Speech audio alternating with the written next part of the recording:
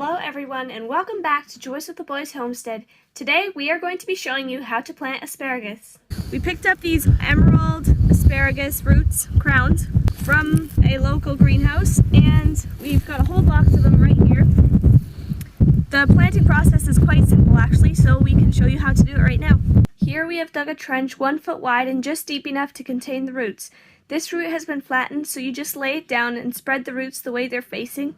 You want to make sure the roots are not overlapping because they can kill each other out if they're too thick. Next, you simply fill in the soil over the asparagus root.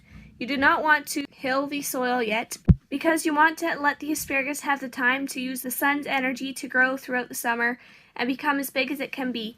In the fall, you want to cover it with 1.5 feet of dirt because you don't want it freezing through the winter and killing the asparagus roots. Here is an example of one that you can crown out.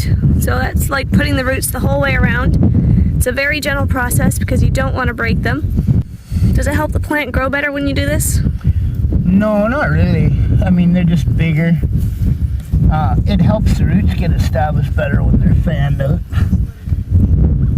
And like I say, you know, I've been gardening for 35 years and I could go on YouTube and find 300 guys that tell me this is not the way to do it.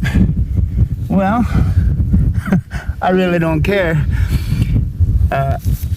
If you're planting asparagus and 5 years from now you're picking 600 pounds of asparagus every day, I really don't care. They can plant their asparagus however they want, and I'll plant mine the way I want. That's called freedom of choice. I've been a master gardener for 35 years. I started gardening when I was 10 with my mother. And my mother was an English gardener, so if you want to see what English gardeners can do, go online, go onto YouTube and look up English gardens. My mother was a master English gardener, and I started working with her when I was 10.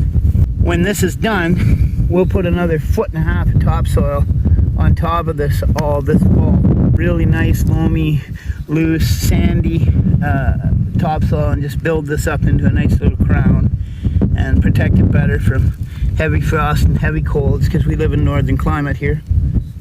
And the ones down there, in a couple of weeks we'll have them all cleaned up. They were planted 3 years ago and we'll show them to you.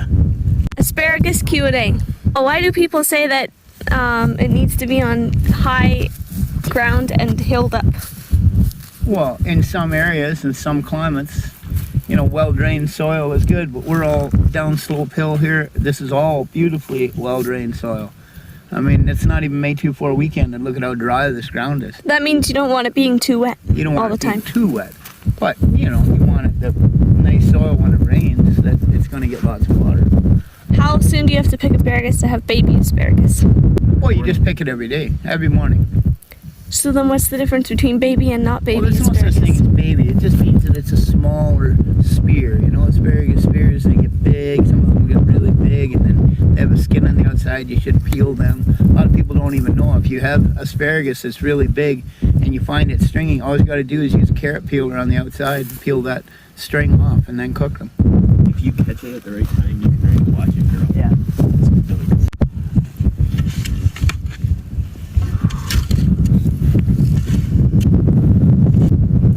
How long do you think you gotta go to the end of the line?